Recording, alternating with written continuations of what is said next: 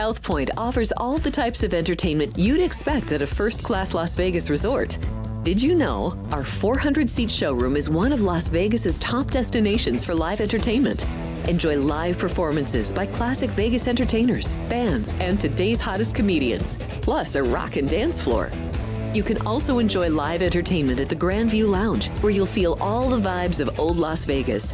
Enjoy the music, and if you love to laugh, don't miss The Dirty at 12:30, our very own free comedy show, every Friday night at 12:30 a.m. in the Grand View Lounge. The Dirty is 100% free, so arrive early. Go to southpointcasino.com or call the box office at 77136 for today's performances at the showroom and the Grand View Lounge. When you're ready for your favorite cocktail, stop in and unwind at one of our 7 specialty lounges. There's a bar around every corner, because you're in Vegas, baby. South Point Casino has plenty of attractions for the whole family. Catch a movie. Our 16-screen movie theater includes 2 XD Extreme screens for the ultimate in viewing, sound, and luxury. After the show, treat the family to a variety of treats at our old-fashioned ice cream parlor, Kate's Corner. We scoop up a variety of creamy concoctions, including smoothies, hand-dipped cones, milkshakes, malts, sodas, and sundaes. At Kate's, there's something for everyone. And if you've still got time to spare, our bowling center might be right up your alley. Voted Best of Las Vegas, it's a great place for friends and family fun. 64 lanes, a pro shop, snack bar, and arcade. And while the kids are bowling, you can play slots and sip on a drink in the Alley Cat Lounge while overlooking the lanes. For our more serious and professional bowlers, the South Point is also home to a separate tournament bowling plaza.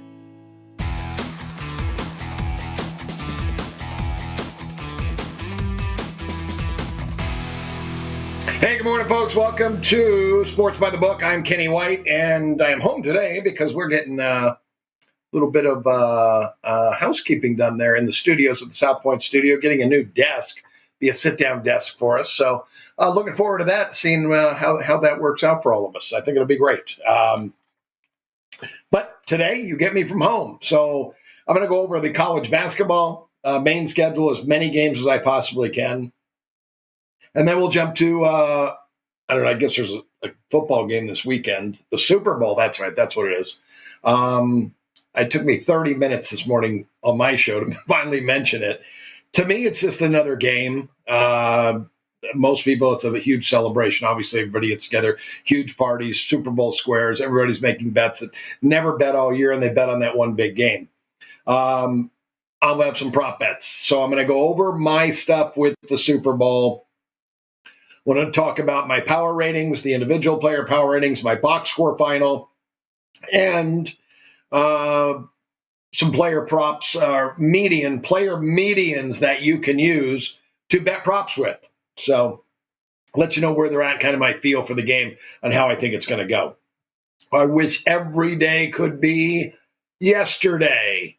The NHL, Alex's NHL stuff, we went over the picks in the show. I marked down 7 plays, and they were 5-2. Outstanding day. Best play of the day was the Winnipeg Jets at home, plus $1.20. The best team in hockey getting plus money. They won 3-0. So it was very, very good day in the hockey. My plays on my whiteboard, 4-0, and my dog of the day, Georgia Tech, plus 12.5, wins straight up against Clemson. So wish every day could be yesterday. Was a very, very fun morning for me because I don't really get a lot of scores at nighttime.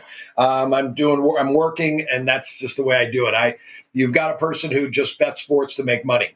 I'm not betting for entertainment purposes. I can get plenty of entertainment purposes, going to games, watching if I want to, but this to me is to make a profit, and that's what I do. So I didn't get any scores till this morning, other than I was curious on Georgia Tech because I like to hit my dog of the day, and I checked that before I went to bed, and I was like, yes, a 1-point winner in double overtime. How awesome is that? I should have said bet the money line. Why not? All right. College basketball today. Yesterday, I talked a lot about conferences. I want to try to make sure I find my notes because I want to write it on a master sheet. Big Ten, top 9 get a bye. Top 4 get a double bye. The bottom 3 are out. So that's very, very important to know. Mountain West Conference, top 5 get a bye. That's all the notes I see on these sheets. I believe that is the only conferences maybe I went over yesterday, or 3 conferences I went over. The MAC, top 8 qualify, bottom 4 are done. So I love conferences with motivational factors. You know, winning the conference in the regular season is nice. You get a banner that goes up in the gym. But when these kids were all 6, 7, 8, 9, 10, 11, 12 years old, sitting on the couch watching the NCAA tournament game, their dad, mom and dad, or whoever it was, aunt and uncle, grandma and grandpa, it's about the NCAA tournament. If you're a basketball player, it is about the NCAA tournament. That's all it's about. So when you're playing in a conference, you need to have motivation at that point to do well. Now, one thing to do well is obviously some conferences I just mentioned, the MAC, the bottom 4 teams are out. So those teams are very motivated not to finish in the bottom 4. They want a chance. If you get to the conference tournament, there's a chance. You got to win 3 games in a row, and who knows, you get a break here or there, and all of a sudden you're the conference tournament champ and you're going to the NCAA tournament, a lifelong dream. So you need to know who's motivated and who's not. There's conferences that have no motivation in the regular season. There's some that have a ton of motivation. I talked about some of those this morning on my show, Bet the Gambit. One is Big South Conference. It's a small conference, but you need to know every conference and what their setup is. They have 9 teams. 8 plays 9. They happen to be playing today. Upstate, North Carolina, Upstate, and Presbyterian are playing today. The tournament's being played in Johnson City, Tennessee. That's important to know, too. If it's played on somebody's home court, they could basically go through the motions most of the season as long as they know they're in the tournament. Because once they play at home, they know it's a huge advantage playing at home. So they may, cruise through the regular season. You got to watch out for that. But a conference like this, that there's motivation for 8 and 9 because they don't want to be 8 and 9, but they're still in the tournament. Everybody else, basically, you're in the tournament. One plays the winner of the 8 and 9. So if you do finish first, you do get that banner, and you do get to play the 8-9 seed. So there may be some motivation towards the end of the regular season, that when you're fighting for that tournament, and you've always got to make sure that what happens if a team is 3 games up with 2 to go and they've clinched? The last 2 games of the year don't mean anything to that team. So, and the other team may be playing for seeding or playing for the to get into the tournament, whatever. So you got to make sure you look at the records, where teams are, have they clinched, what's the situation of each game. The Patriot League, 10 teams, top 6 get a bye, and all games are played at campus sites. All games are played at campus sites. That's incentive for every team to play well. So you want to be on your conference site. Now, only the top 4 teams will actually get that benefit because, the 6 teams that get a bye, that's not true. The 2 play-in games, it's strange how they do the playoff. 10 goes to 9, and the winner of that plays 1. So the number 9 seed actually can get a home game. 8 plays 7 at 7. 7 could get a home game. And then the winner of that goes to play the 2 seed. So that's things you need to know. Atlantic Sun campus sites, top 10. They have 10 teams. Everybody makes it. Top 6 get a bye. That's very, very important. 2 conferences that I'll be talking about today. Sun Belt. All 14 teams qualify. The tournament's played in Pensacola Bay Center. So there's no home edge. Maybe for South Alabama, I think they're very close to there. But it's a unique stepladder system that they use with 14 teams. 11 through 14 would have to win 6 straight games to win the conference tournament. It's almost impossible to win 6 games in 6 days. If you're in the 1 or 2 seed, you get a bye all the way to the semifinals. You only have to win 2 games to win the NCAA tournament. So the Sun Belt, you're going to get these teams playing hard game in and game out every single day. If you're the 3 or 4 seed, you're all the way to the quarterfinals. So you're set up nicely. You got to win 3 games. Everybody after that's got to win 4 or more. But you definitely don't want to finish 11th, because if you finish 11th, you got to win 6 in a row. If you finish 10th at least, you only have to win 5 in a row. But every game you're playing is going to be against a higher seed than you. The SEC, new setup for them because Oklahoma and Texas come to the conference. They've got 16 teams. All 16 play. 9 through 16 play the extra game.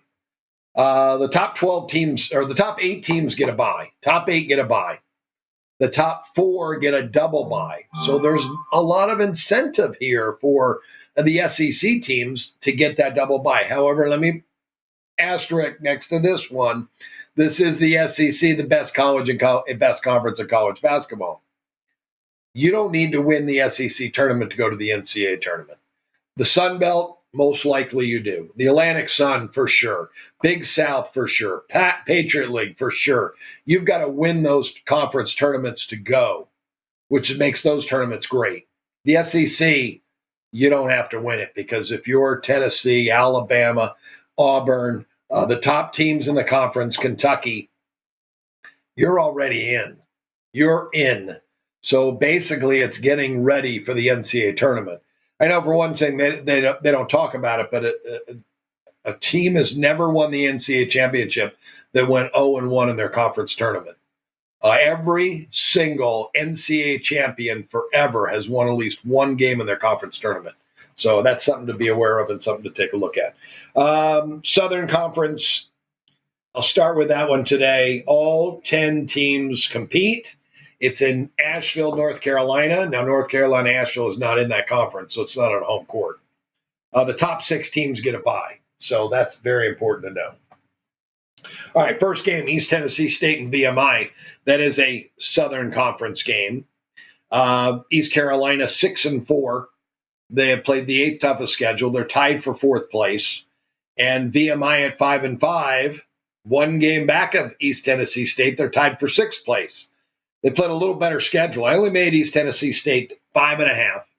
This game right now at 6.5. It's only a 1-point difference. But on the total, I made it 137.5. It was higher this morning. It was bet up yesterday. I think it was bet the wrong way. Kind of a dummy move early on to get that to go up. But I'm not buying it either way. Both teams do have an under trend. East Tennessee State 12-9, VMI 10-8. The one thing I did notice, I think the most profitable team playing today may be VMI, 15-4 ATS this year. That's probably a good reason why this 7 dropped to 6 or 6.5 in that range. I just don't have a big enough difference. Again, the Southern Conference, all 10 teams make it. The top 6 do get a bye. Right now, VMI, number 6, tied for 6. They're playing, and East Tennessee State just a game ahead. They're must-win situation too. So for totals, I love it when they're both in that must-win situation. If this total was just a little higher, if it was at the 43.5, I would say I'm betting it under. But at 42, I'm going to pass. If you could find a 143, I would bet that under for 1%, just small play, 1%. Southern Miss and App State. Interesting. I'm jumping to the Sun Belt now. Write down Sun Belt. Yeah, I wrote down Sun Belt. Sun Belt's the one with the unique step ladder system that they have that ladder all the way up. So you want to finish as high as possible. But very interestingly, when I went through the Sun Belt games, the teams that they haven't played this year, they didn't play. Some of these didn't play last year. There's so many teams in this conference. Southern Miss and App State. I didn't look back 2 years ago. They probably played them, but they haven't played for a while. App State is 7-4. Played a very easy schedule, 11th easiest. They're tied for 3rd in the conference. Remember, you want to finish 1 or 2, or 3 or 4. So they're going to be motivated. I made the game 7. It's 8. There's not much there for the side. I made the total 140.5. I only have a 3.5 point difference. 3-point difference. Really nothing there. It's down to 36.5, actually. I don't blame the under money for the fact App State plays extremely slow, and they're very, very solid defensively in a big game for both teams. Southern Miss 5 and 6 is tied for 8th. They need some W's to move up the ladder and get a little better seeding so that they don't have to play as many games in the conference tournament. So for me, nothing yet there. Oregon at Michigan, one of the big games of the day, a Big Ten tournament game. And again, I'll give you that update. Big Ten, everybody makes the tournament. I'm sorry, bottom three are out. It's a double bye for the top 4. So that conference, there's a lot of motivation in the Big Ten for the conference tournament. When you're looking at the bottom 3 teams, who's in, who's out. When you're looking at the top 4, who's going to get that top 4 bye. Interesting. Purdue now on top of the conference with a loss by by Michigan State yesterday to UCLA. UCLA moved up now, tied for 4th. See, they're fighting. UCLA's fighting for that top 4. The bottom 3 right now, Northwestern and Minnesota, tied for the last bottom spot. Tied for the last spot to get in. Penn State and Washington on the outside looking in. Oregon and Michigan are kind of in the middle of the pack. Well, no, Oregon's in the middle of the pack. Michigan's number 3. So Michigan's fighting for that top bid. These two teams have not played. I made Michigan 8, looking at 8.5. That's a good number. I made the total 152. It's 153.5. Both these teams do like to play up tempo. Both teams are better offensively than they're on the defensive end. So it's not a must-win game. But again, my number's at 152. I can't bet it over. I think they have the right price, and I'd rather not fight to bet a game over. I'd rather have a lot of reasoning to bet it over. I'll fight to bet a game under, to try to find a reason to bet it under. Butler and Seton Hall, Big East game. I didn't go through the Big East yet. I didn't see many Big East games on the schedule. I'll probably, I'll go over that Big East with you on Friday. My numbers on this game pretty close. I have Butler 4. We're looking at 3.5 at the South Point. My total 131.5. We do have a 5-point difference to the under. Both these teams play very, very slow. Seton Hall's defense, this is Shaneen Holloway, came from St. Peter's. His defense is way better than his offense. It's always been that way. They're 7-4 to the under in their home games. Butler 4-2 over. The first game was an over game, 82-77. Butler won 82-77. I'm going to go under. I have a 5-point play there. It's only a 1% play. Small play on that game. The Horizon. I didn't go over the Horizon leg. Wisconsin, Milwaukee at Indianapolis in this game. I have Milwaukee 11.5. They're 9 right now. My total 155.5, and it's 151.5. So not a big difference, 4-point difference. Milwaukee runs. Indianapolis, the home team, plays extremely slow, but they're horrible defensively. Both teams are better. Well, I shouldn't say that. Milwaukee's a little better defensively. So I'm going to pass there. It was bet up anyway. We only have a 4-point difference. Just pass on that. American Conference, Rice at East Carolina. I'll give you notes on this on Friday. East Carolina, I have 6.5, 137.5. Numbers at the South Point are going to be pretty close. East Carolina, 7.5 and 138. Nothing to mention there. All right, back to the Sun Belt, or to the Sun Belt, which we did talk about. These two teams did play last year. Texas State at Old Dominion. Texas State won the conference tournament. Wish they had lost it. So Old Dominion kind of the revenge factor, but I don't give revenge to the home team because I'm already giving home court.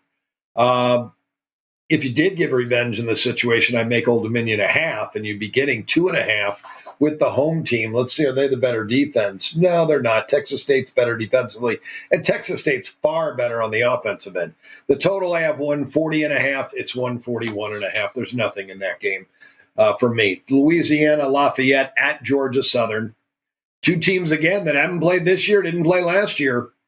Very important for seeding. Both these teams need this game. Lafayette is tied for 8th, and Georgia Southern is tied for 11th in the conference. They both need to move up. You don't want to be 11th because you got to play those 6 games. At least if you're 10th, you don't even have an opponent yet. You're waiting for somebody to play the day before. Gives you a little bit of an advantage. I have this game 6. Georgia Southern 6. It's right on the number. I have the total 151. I have a 6-point difference to the over. Georgia Southern loves to run. Both these teams play poor defense. I don't see a lot of great reasons to go over in this game. Other than I know that Georgia Southern wants to run and play up tempo. The trends do not help me. Lafayette is 14-8 to the under. On the road, they're 4-2 under on the road. So, again, I think it's such a big game for both teams. They want to move up. I think both teams will be, well prepared to play their best game. And when I think that, I think defense. Even though they're not good defensive teams, I think they will play better defense today. So I'm going to pass on that total. I'd rather it be a completely meaningless game to make the case for the over. South Carolina is hosting Coastal Carolina. I want to get South Carolina. Let me see here in this game. I made South Alabama. Now, these teams haven't played either. I'm looking for something. I'll get it in a second. All right. South Alabama, 7.5 I have. They are 7.5 right now. There's nothing there. South Carolina, the total, I have 115.5. South Alabama, 7-4. This is the Sun Belt again, that unique stepladder system. They are the 3rd seed. You're going to get your best effort out of them. But all teams, I think you get your best effort because Coastal Carolina is 1-10 in the conference, and they're number 14. They need a couple wins to try to get out, so they will play hard. And they are at home, but my total, I'm not betting the side. The total, I have 115.5. Both teams play very, very slow, especially Coastal, one of the slowest teams in the country. They run shot clock forever. They can't get a good shot. They're a bad offensive team. South Carolina, very solid defensively. So I do like that game under. I have a nice difference of 11 points. Still 11 points there at the South Point, and it is a meaningful game for both teams. It could be a game I would go under for the Coastal Carolina team total if you could find one of those. All right, the next Sun Belt game has a revenge factor. Monroe, they lost last year at home to Georgia State. Georgia State is 4-7 in the conference, tied for 11th, and Monroe 2-9, tied for 13th. Both these teams well below average in the my college basketball ratings. So if I adjust my revenge factor, I had the game 6. I moved it down to 3.5, but there's an injury for Monroe. Their 6-man Jacob Wilson has been out. Not sure if he's returning tonight. He is worth a point. So I made the game 4.5. I took 8 earlier this morning, and now it's back down to 6.5. If you can find 7, I would say bet Monroe plus the 7.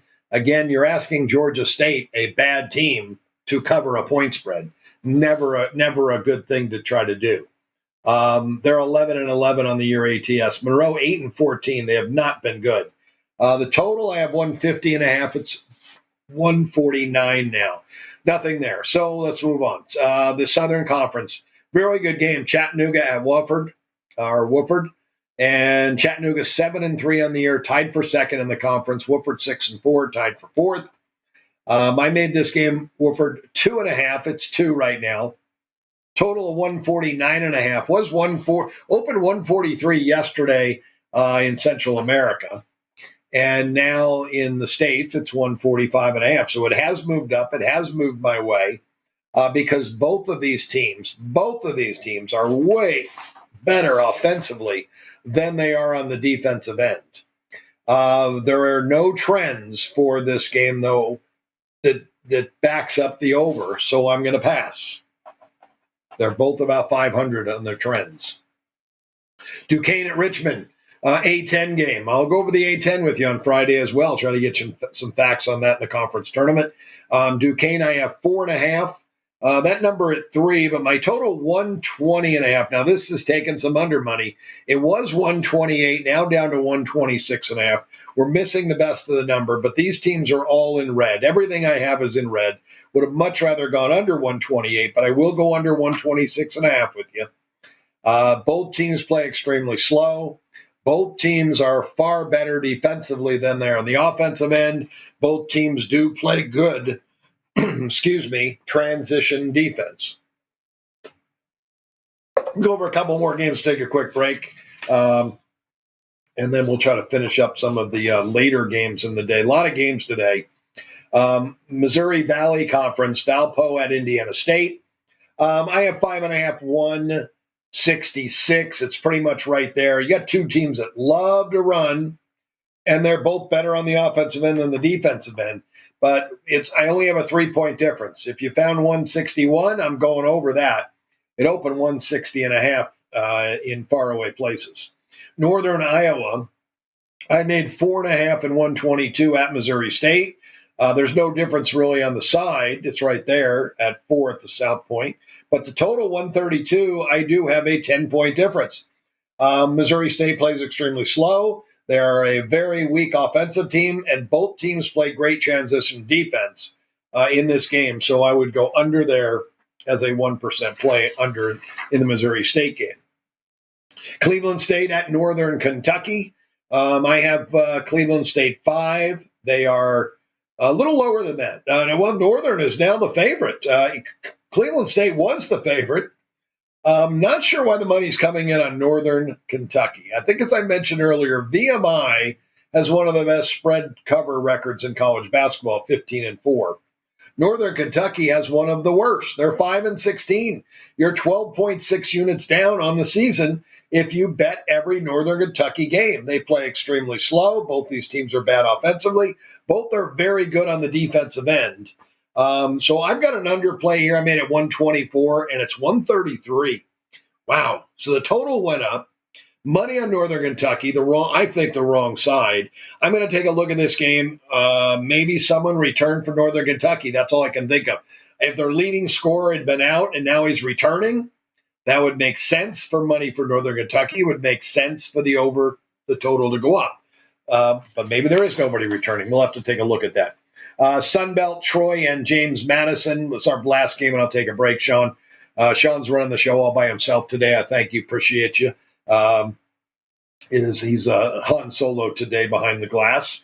And this is the best game of the day for the Sunbelt. Troy, 8-3, number 2 in the conference.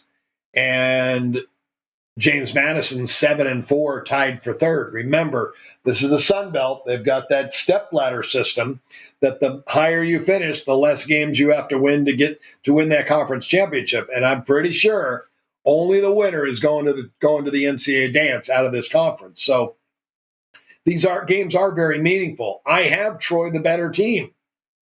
6 points better in this game. I made them a 4-point favorite. They're getting 1. They want to stay number 2. I think you're going to get their best effort. They haven't played this year. They didn't play last year. So I'll take Troy plus the 1 in that game. So that's it for me. I'll take a quick break. I'll be right back, folks. We have 11 amazing restaurants featuring a wide variety for every price range and appetite. South Point's Garden Buffet has something for everyone at unbeatable prices. Or, if hunger strikes in the middle of the night, join us at Coronado Cafe. The American menu offers breakfast, lunch, or dinner 24 hours a day, plus a Chinese kitchen for authentic Chinese dishes from 11 a.m. to 11 p.m. From steak and eggs to wonton soup, it's fast and friendly service 24/7. When you need a quick pick-me-up, you can find it at our state-of-the-art Starbucks just inside the main South Point entrance. Order ahead with the Starbucks app for easy mobile order pickups. Or enjoy your favorites in the relaxing dining area anytime, day or night. If you love Mexican food, Baja Miguel's has all of your south of the border favorites. There are dozens of classics to choose from, like fajitas, ceviche, chimichangas, tacos, and more.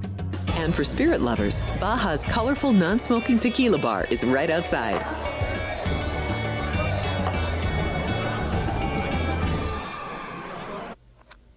Get ready to laugh with Punchlines with Frank Nicotero. Join Frank and his team of featured guests for your daily dose of comedy. Reno, the Pittsburgh of the West. Poison. Yeah. Poison. Sports. F for Falcons, Alex. We were talking Derek Carr for MVP after 2 games. Okay, me. I was. And the funniest social media posts. People want to show off their food. Boom. Wiener on a guy's shoulder. It's the dark tones. We bleed blue. It's your one-stop spot for great laughs and a good time. Find us on YouTube at Punchlines FN. And join the chat live weekdays at noon Pacific for the ultimate blend of jokes, sports, and viral fun.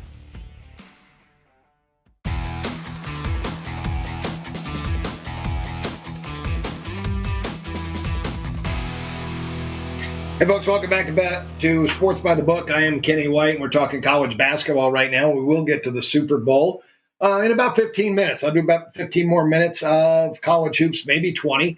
Looking at the Atlantic 10 Conference Tournament, another big tournament to look at. They have a lot of teams, 15 teams, all 15 make the conference tournament. Now, there will be 1 or 2 teams that do not win this conference tournament that do get in to the NCAA tournament. I do believe the Atlantic 10 is at least a 2-bid conference, maybe a 3, depending on who wins this conference tournament. There's some good teams. VCU, George Mason, St. Louis are all good basketball teams. Dayton, good team. So with 15 teams and they all make it, that, logistics problems, this is being played in Washington, D.C., the Capital One Arena.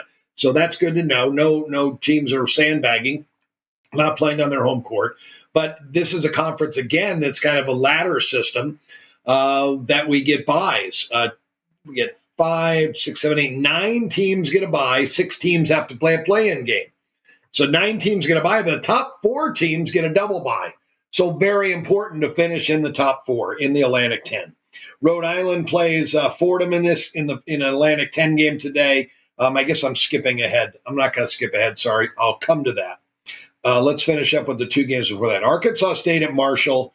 Arkansas State is number 1 in the Sun Belt at 9-2. They want to continue to win because they want that coveted number 1 seed. They want that number 1 seed. You're going to get focus from them all the way to the tournament because of how the Sun Belt is structured. I have Arkansas State 7.5 in the game. We can lay 2.5. With the Indians, and I'm going to do it. I'm going to bet them against Marshall here. Marshall's 7-4, tied for 3rd. They want the game as well. They're going to play hard. My total is right on at 150.5. But I'm playing Arkansas State, trusting my numbers, and it'll be a 1% play minus the 2.5 at the South Point. Missouri at Tennessee. Missouri has revenge basically against everybody this year in the conference because they were 0-18 last year in the conference. What a turnaround. Dennis Gates is doing a great job there at Missouri. In only his 3rd year, they are 6-2 this year. They're a very good 3-point shooting team.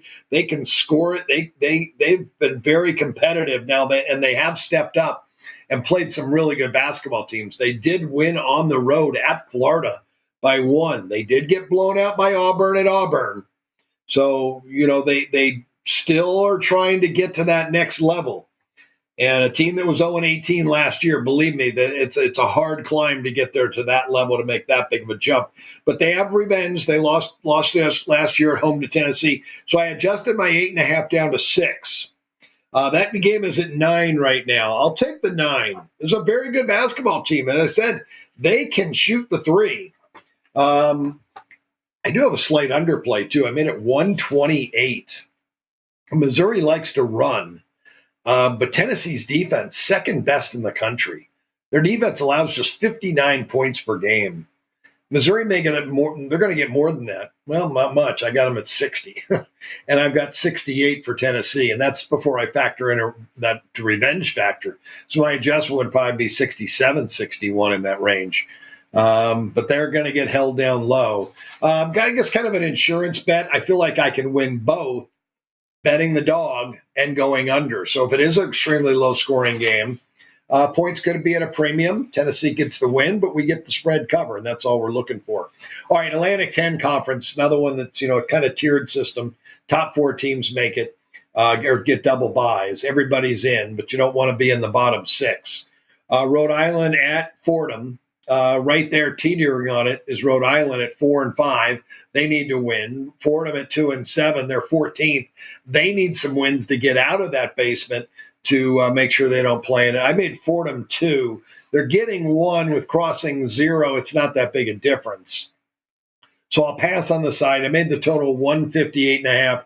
4-point difference. Both teams run. They're very up-tempo. But offensively, they're neither team very good. Both teams are better defensively. So, again, in a game, I think that both teams have a lot of, incentive. I'll back off my overbet and not bet that. No bet in that game. George Mason at George Washington, another Atlantic 10 game. George Mason, 8-1, number 1 in the conference. They want to finish that high. George Washington, 4-5, tied for 8th with Rhode Island and several other teams. They want to move up. They want to buy. But I made Mason 3. They're 2 right now. It was as high as 3.5 yesterday. Money for George Washington's bet it back down to 2. That total at 131, it's right on my number. I made it 128.5. Wright State at Indiana, Purdue, Fort Wayne. We call them Fort Wayne now. There is a revenge factor. These two teams did play earlier this year. I didn't go back to look and see if it was an overtime game, but the final score was 120-113. I guess it takes let's take a second to see if that game was an overtime. It sure was. It had to be that high a scoring. Was it a double overtime game? It sure was. It was 90-90 going into regulation, 105-105 going into the double overtime, but it was 90-90. And the reason why I wanted to look at that, I have the total 167.5. We're looking at 159. That total has gone up. It opened 156.5 in faraway places. And I still have a good difference, though, an 8.5-point difference. Both these teams play extremely fast. Both these teams are very good offensive teams. Both are far better offensively than they are on the defensive end. So going over there. Another Horizon game, Detroit and Robert Morris. I have Robert Morris 12 and 129. The side is right on. The total's 9.5 points off. Both teams play below average pace. Both teams are horrible offensively, especially Detroit, who scores just 63 per game, and that's why they're 13-9 to the under this year. Robert Morris has been an over team, but at home, just 6-6. Their defense has been very good this year, Robert Morris. Love their defense. I'm going to go under in that game, under Detroit and Robert Morris. Greensboro at Citadel. I have Greensboro 16-point favorite. They did play already this year. They won. Greensboro 7-3 in the Southern Conference. Where's my notes on the Southern? I thought I made some notes. Maybe that's the conference I got to go over. Southern Conference, all 10 teams compete. Top 6 get a bye. When you're 7-3 and you're tied for second and the top 6 get a bye, you may not give your greatest effort, especially when you've already beaten this team on their home court or your own home court. You were on your own home court. I don't have anything I can take off. I made it 16, but I don't want to lay the points because I don't think the incentive is there for Greensboro. Citadel 0-10.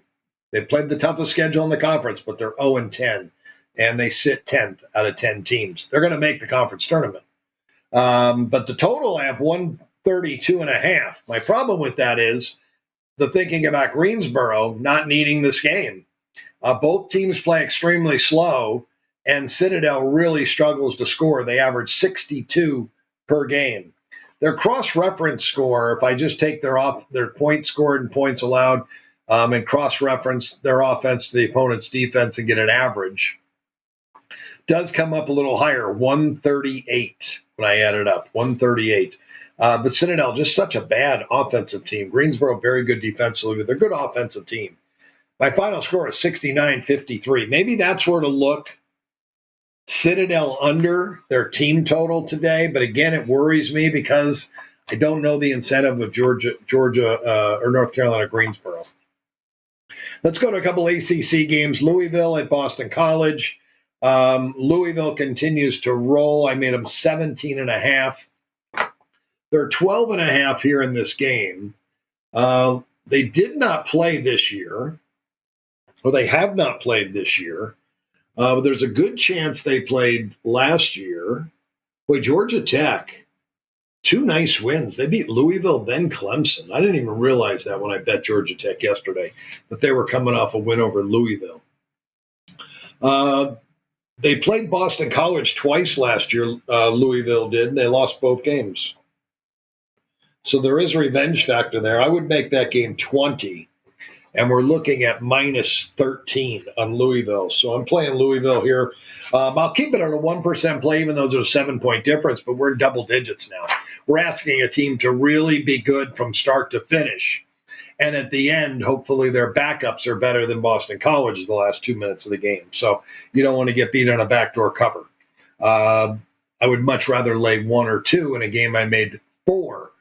Than a game that I made 20 and are laying 13. So the points aren't as valuable as they are at 1, 2, 3 points if the line was that low. Duke at Syracuse. I made Duke 18. They're 17.5 right now. The total 137.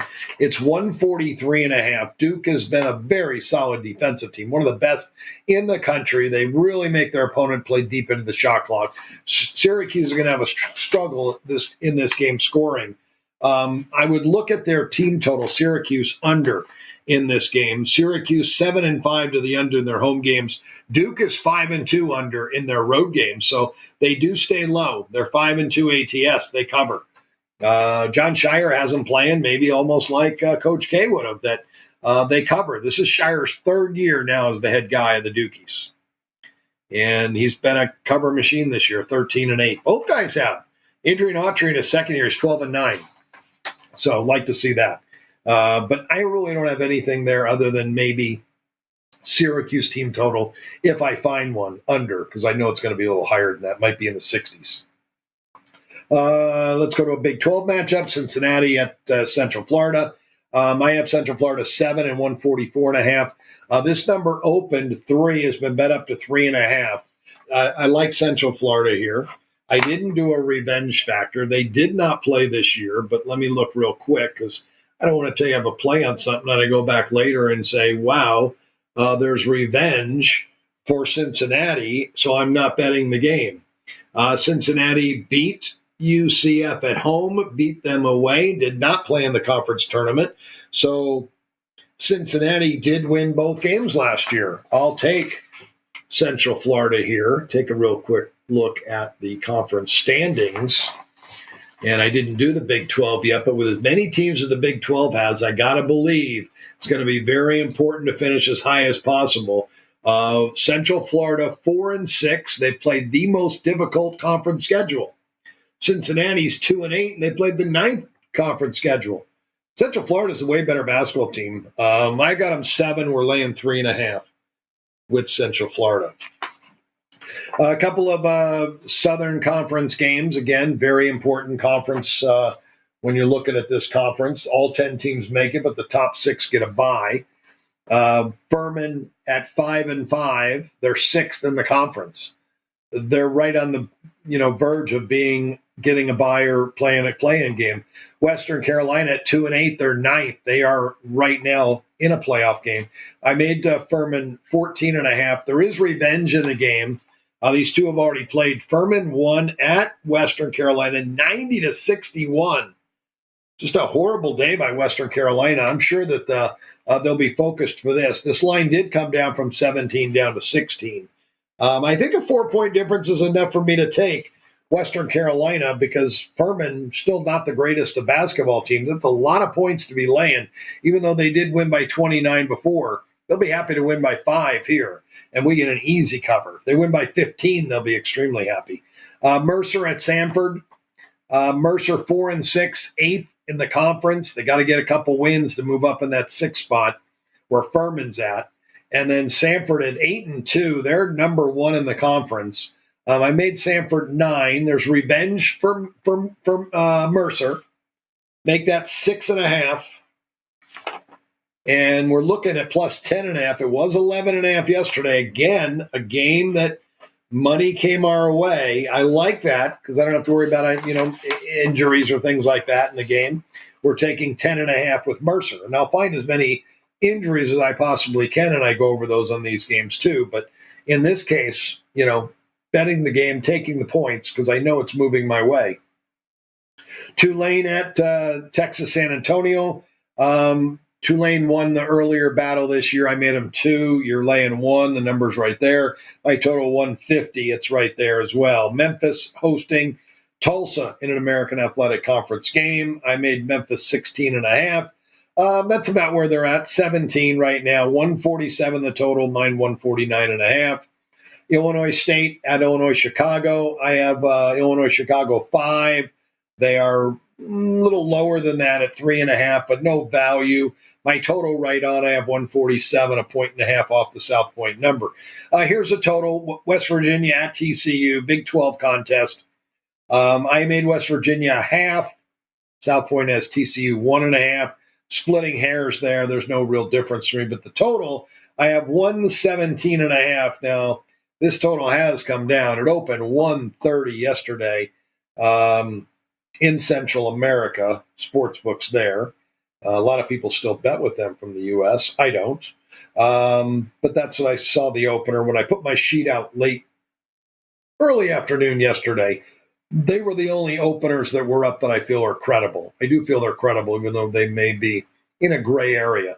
But they've taken on the sharpest players in the world for 30 years that I've known. So I respect their numbers. If I can get the Circa openers or the South Point openers, I'll use those instead. And when I look at this game, though, I made it 117.5 again. I still have a 9-point difference. West Virginia plays extremely slow. TCU does not play with pace. They both have great transition defenses, and both teams are far better defensively. I'll give you the offensive rank. West Virginia 110. Defense 23rd. Way better. TCU 179th offense. 179. They're average. There's 360 teams in college basketball. They're 35th on defense. So you get a really good edge there with 2 really strong defensive teams. I don't have a whiteboard. I just realized I don't have a whiteboard still here at home. I need to get one. I'm going to run through these games real quick, rapid fire, just to get you the numbers and see if there's a play. This is it. I'm just going to go through one more of my sheets. Southern Illinois at Evansville, I made 1 and 138. It's 2 and 141.5. Nothing. Illinois, I have 5.5 at Rutgers and 166. This game is at 6. I'm going to pass the side. It's right there, 157.5. I have a difference on the over, so that's one game I have to take a look at to see if I want to bet that over or not. But there is a difference there. Creighton, I have 4.5 on the road at Providence. 140.5. It's pretty much right there. 3.5, 142.5. Bradley, I have 5.5, 165.5. It's up to 8, but it was 8 yesterday. And I have to take a look at this. There is a revenge factor for Belmont. I will adjust that down to 3. Belmont will be a play plus the 8 points, and they can really score. Belmont. We won with them the other day over. They love to run. I have 165.5. This total 156.5. We need Belmont to go over. Maybe bet their team total over, and you only have to sweat 1 bet instead of 2. Arkansas at Texas. I have Texas 7.5. The line's real close, -7. 146. I have the book at South Point 142.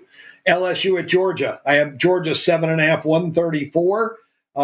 There's a difference in the total. 8.5 points. The side pretty much right on, but a total under for LSU and Georgia. Taking a look real quick. Georgia does play with a little tempo, but both teams far better defensively than they're in the offensive end. That's good. Villanova at DePaul. Villanova won the first contest, 100-56. DePaul is going to be ready for this game. I don't know if I can bet him, though. I'm not getting a good enough number or what I want value-wise. Villanova, I made 3.5. They're 5.5. I would look to take 6 or more. My total 141.5 is right there. SMU, Virginia Tech. SMU, I have 7.5. They're right there. It's -5. The number did get bet down, so I'm not interested in going against the move. I made the total 141.5. It's 146, 4.5 points off. I'll pass. Utah, I made 6 and 148. It's 7.5 and 144. A little close to the over there. Lean to the over. Both teams do run, but both teams are better defensively than they're on the offensive end. So crossing that off. Washington, I have 1.5 against Nebraska. South Point has Nebraska 1.5. Again, kind of splitting hairs. My total 141 is right there, 1.5 off the South Point's 142.5. New Mexico, I made 9. We're looking at 9.5 down to 8.5 in the market. I moved from one side of the number to my other side of the number. With me having it 9, I saw 9.5 yesterday, now 8.5. So 9's the number. Colorado State does have revenge, though. 9's really not the number. With that revenge factor in Colorado State, move it to 6.5. I had Colorado State's women's team yesterday, same spot, same location, and they had revenge, but they were the better team. We were laying 3.5. I made it 10. I think they won by 7 or 8. Colorado State, I made 6.5. It was 9.5 down to 8.5, and that's the reason why. I think that revenge factor from this year is the biggest reason why that bet came in. I made total 144. It's 148.5. I'll pass. NC State, I have revenge factor for them. They lost at home to California, 65-62. I'm giving 2.5 points for North Carolina State because that revenge, making them 3. You can get +2 with NC State, even though we're crossing 0. There's still enough of a difference. I think NC State wins the game, and if they lose by 2, we get our money back. If they lose by 1, we get a winner. So put me on NC State. My total 143.5 is 5 points off. I'm not interested in betting over because I like the play that I have in the incentive of NC State. Stanford at Stanford hosts Wake Forest. Wake Forest won the first meeting this year on Tobacco Road. My numbers are pretty close. Stanford, I have 1 and 134. We're 4 points off the total. Just passing that one. Army at home. Well, that's it. That's it for the. We got. That's it. That's it. The extra games are next. Let's take a quick break. I'll be right back with the Super Bowl. Get ready to laugh with Punchlines with Frank Nicotero. Join Frank and his team of featured guests for your daily dose of comedy. Reno, the Pittsburgh of the West. Poison. Yeah. Poison. Sports. F for Falcons, Alex. We were talking Derek Carr for MVP after 2 games. Who's we? Okay, me. I was. And the funniest social media posts. People want to show off their food. Boom. Wiener on a guy's shoulder. It's our Colts. We bleed blue. It's your one-stop spot for great laughs and a good time. Find us on YouTube at Punchlines FN and join the chat live weekdays at noon Pacific for the ultimate blend of jokes, sports, and viral fun.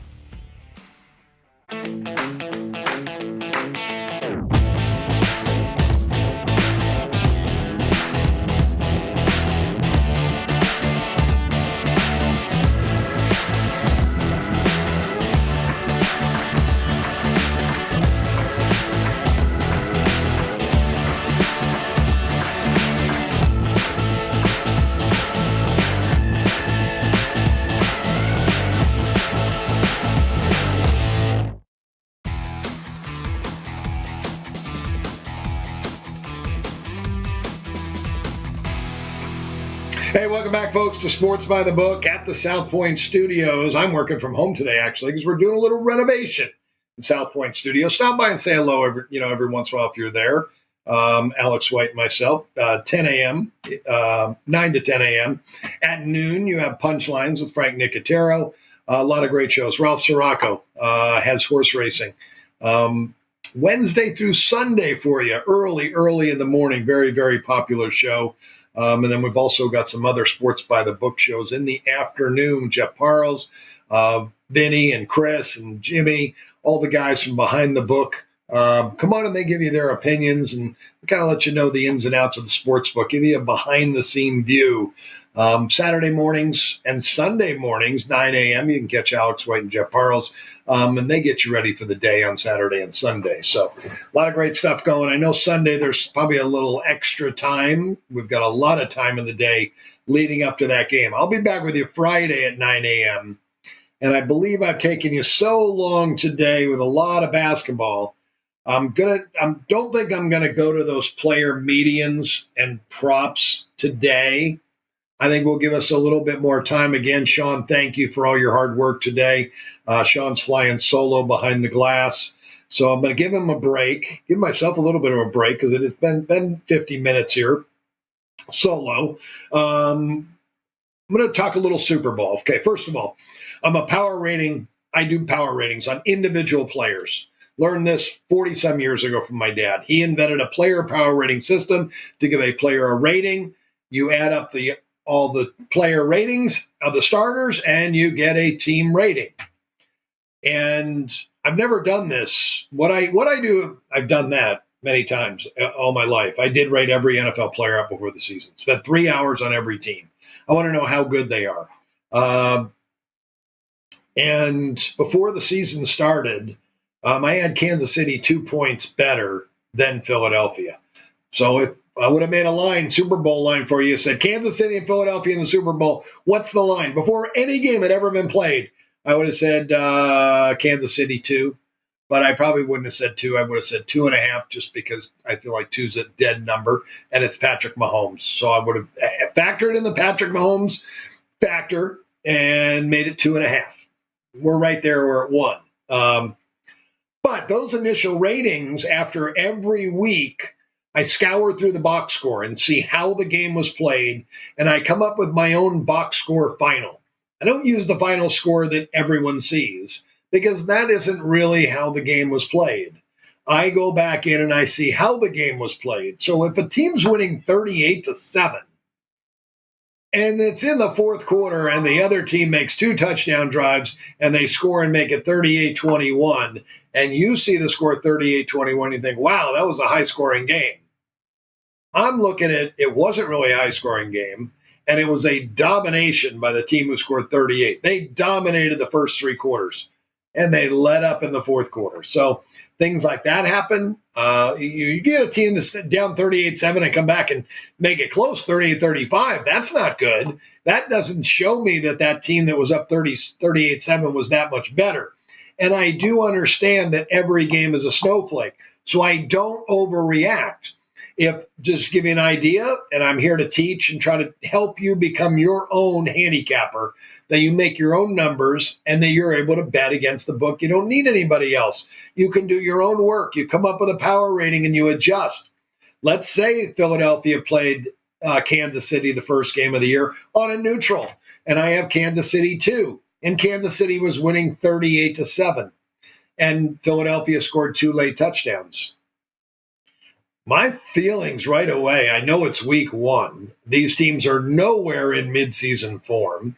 Maybe Philadelphia just didn't have enough time in preseason. Their players didn't play. And Kansas City maybe have, maybe not.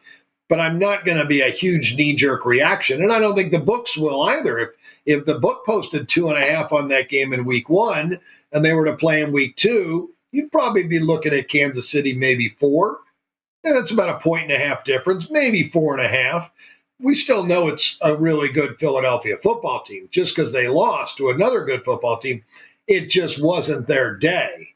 The next time they play, guaranteed they will be highly motivated, and they're going to work really hard, to get it done. Anyhow, all right, so I've got these player power ratings. They give me a team power rating, and I adjust that week to week. I don't adjust the player ratings. I don't have time to do that. There's 22 players in every team. It's much easier to adjust 32 teams' team rating after each game than it is the players. I like to rate my quarterbacks out on their statistics from the games they played, so I know that they're playing at what level they're playing. Are they playing at the level I think they are? Are they playing higher than or lower than? And a lot of times when the team doesn't do well, The quarterback didn't have good stats. And that exact example I gave you, if it was Kansas City 38-7 going into the fourth quarter, I would have told you that Patrick Mahomes had a great day that day and Jalen Hurts didn't. On the screen here, there's some median numbers for you. My daughter Alex did these for us. She got median numbers for each quarterback against the 5 most difficult defenses they played. Mahomes was 33 for 23 in those games. Take a snapshot so you have it. You can kind of compare. I did my own median numbers because I went through and I didn't take 5 games. My daughter, I told her that before, take 5 games, but sometimes I take more than that. If I see they played, 7, 8 really good defenses, why not take all of them? So I do. Mahomes, 245 passing yards. That's his number. I think that's probably a little bit more than what you see in the book. 6.9 yards an attempt, 2 touchdowns, 1 INT. Jalen Hurts, 15 for 20. Very, very accurate. 179 yards, 8 yards per pass, 1 touchdown, no interceptions. That's their median numbers for the season against the 5 best defenses they faced this year. So, week in and week out, I upgrade their power ratings, and voila, here we get to the Super Bowl. I have Philadelphia and Kansas City pretty much even after the entire season. I had Kansas City a 0.5 point favorite in the game. And my total 50. I really didn't have a bet on the game. Said, you know what? I'll make a teaser. I took the teaser. I had the total 50. It was 49.5 at the time. Said, well, I'll take the 8 because I got 8 with the dog, Kansas City. Teased it up. Loved that teaser. Crossing 4 key numbers. I went over 43.5. Not a lot of value in teasing a total, but I wanted some action on the game. So that's what I went in with. Philadelphia +8 and over 43.5. Now, I went through the box score numbers, and I did that, and I'll go over those box score numbers with you in a second. But what I want to get to is my daughter Alex said, let's break down the offensive lines, the defensive line, the linebackers, the secondary, the skill players. Who is better? I said, okay, well, I'm going to have to do a lot of work on that. This past weekend, I went back and I individually re-rated every player on both teams. And if they were to start the season tomorrow, the 2 rosters that are put on the field that we're going to see play, I would have the Philadelphia Eagles a 5.5 point favorite. They've had some injuries on the offensive line early in the season. They're starting 2 average offensive linemen. Mike Caliendo and Joanne Taylor are their weaknesses. They're average NFL players. They have 3 average NFL players on their defense, which I was shocked to see. Tershawn Wharton, been average, slightly above average, just a little bit. Jalen Watson, slightly above average. Byron Cook, the free safety, average NFL football player. A dime a dozen. You can find these guys anywhere. The Eagles have not one player on their starters, offense, defense. Not one that's average. Every player is above average. They have 1, 2, 3. They have 3 players on their depth chart on their second string that would all start for Kansas City. 3 backups they would have that would start right now for Kansas City because one guy's on the line. I don't have a lineman. I'm sorry. Brian Huff's a linebacker. He would start. He would have a tough time starting. But he would play. He would be right there in their top 4. He'd be there tied for their second best linebacker, Bryce Huff. And then Isaiah Rodgers, he would start at corner over Jalen Watson. He's a second stringer for Philadelphia. Sidney Brown, a strong safety, would start at free safety over Brian Cook for Kansas City. So I have a 5.5 point difference now with Philadelphia. I know we have the Patrick Mahomes factor. All right. Now, another way I went about handicapping this game was I took the stats from the 5 to 7 most difficult games these teams have played this year, the entire season. I did use more games towards the end of the year. I don't put a game 1 or 2 or 3 in my calculations, no matter who they played, because it just doesn't matter. It's too early in the season. These teams are so different from week 1 to week 18. So I used kind of later games in the season. I used all the playoff games. And I crunched the numbers. I cross-referenced. I did give a 60% split to each team's offense using their offense about 60% of the equation, the opponent's defense at 40% of the equation. So here's my box score. First downs are pretty close. Kansas City 19.2, Philadelphia 19.4. The final score of the game, Philadelphia 24-22. Hard to get 22. So I like to round my numbers either up or down. That's either going to be a 23 or a 21. The way I come now with my new ratings now, I would round that down and say final score Philadelphia 24-21. I took plus 550 that the game will be decided by 3 points. Like on Tuesday of last week. It's like one of the first things I bet when I saw that came out. We talked about it on Sports by the Book. All right, plays in the game. I think Kansas City will have 161 for 302 yards. Philadelphia 60.5 plays for 320 yards. Yards per play, Philadelphia 5.3, Kansas City 4.9. You see it right there on the screen. If you're just listening, come on back. Check out the video here. You can take a snapshot, and you've got my box score. And now there is 2 pages of the box score, and I'll let you know what page 2 is up. So page 1 is up right now. Yards per play, Kansas City 4.9, Philadelphia 5.3. Rushing, Kansas City 26.3 rushes for 96 yards, 3.7 yards a carry. Philadelphia 33 rushes, 148, and 4.5 yards a carry. Passing, completions for Patrick Mahomes in Kansas City, 21.7 out of 33, 66%, 219 yards, 6.6 yards per pass. Philadelphia, 17.8 out of 25. They throw the ball a little bit more against good teams when you looked at those median stats or these games that I took than the ones that Alex took. I don't remember Jalen Hurts' numbers being that high. Pass completion, 70%. That was still good. Passing yards, 182. Yards per pass, 7.2. Looks like Philadelphia getting a little bit more production out of their running game and passing game than Kansas City. Kansas City, if they win the turnover battle, if you told me right now Kansas City's going to win the turnover battle, I would probably say Kansas City's going to win. But if you told me Philadelphia is going to win the turnover battle, I'm probably making a pretty good-sized bet on Philadelphia because I think they're the better team. Let's get to the second side of the box score here. We'll start out with sacks. So if you're listening, come on back and take a snapshot of the screen. John, you can take me out completely and just leave it as the numbers so they can see it. There we go. There you go, folks. Take a snapshot of that. You can use these numbers for betting your props. Kansas City, I think they get sacked twice for 13 yards. Philadelphia twice for 11 yards.